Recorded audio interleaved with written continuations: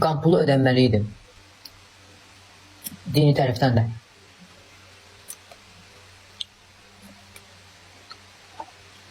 Arzunda birisi günah nədir? Düzdür, o birisi də sürətini yığmalıydı. Günah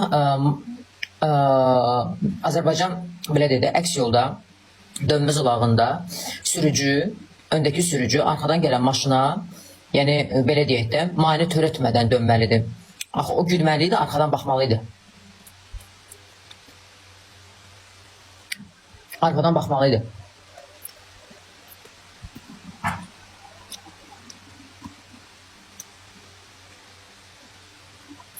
Yəni Nijil sürücülük məktəbini oxuyan yoxdur aranızda.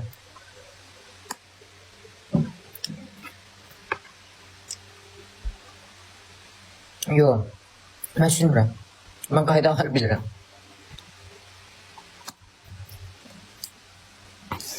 Arzu barışıq eləməlidir. Qarşı tərəf heç olmasa, belə deyək də, qan pulu ödənməli idi qarşı tərəfə. Daş pulu ödənməli idi, qan pulu ödənməli. Hər nə olur olsun, istəyirsən belə səbəb olmamışsan. İstəyirsən belə şey deyəsən, ortada ölüm hadisəsi var, sənin gözünün önündə baş verib. Başa düşdüm də, indi ortada ölüm var, ortada cinayət var. Qan pulu deyərdə həll eləyərdi.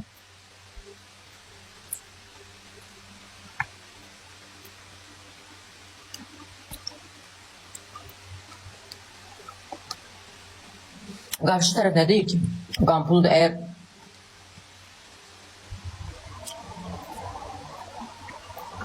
deyək ki, istəmədən bir ölmə səbəb olmuşsansa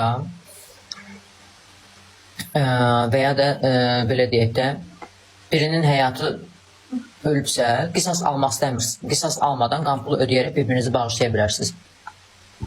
Yəni, o qan pulu deməliydi. Mane ölmə səbəb olub. Vurub öldürmək deyil, istənmədən ölmə səbəb olub. Necə səbəb olmur? Arxaya dönəndə güzgünü yoxlamalıydı. Azərbaycan konstitusiyasında arxadan gələn maşına dönmə zolağında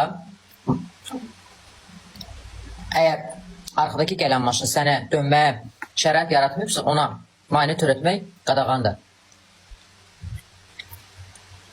Necə bilmədim, sürücülük vəsiqəsini alanlar var, burada oxuyub sürücülük vəsiqəsini alanlar.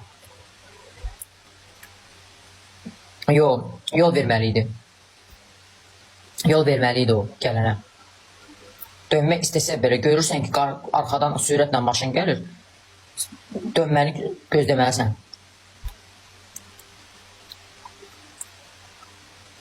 %100 arxaya baxmalıydı.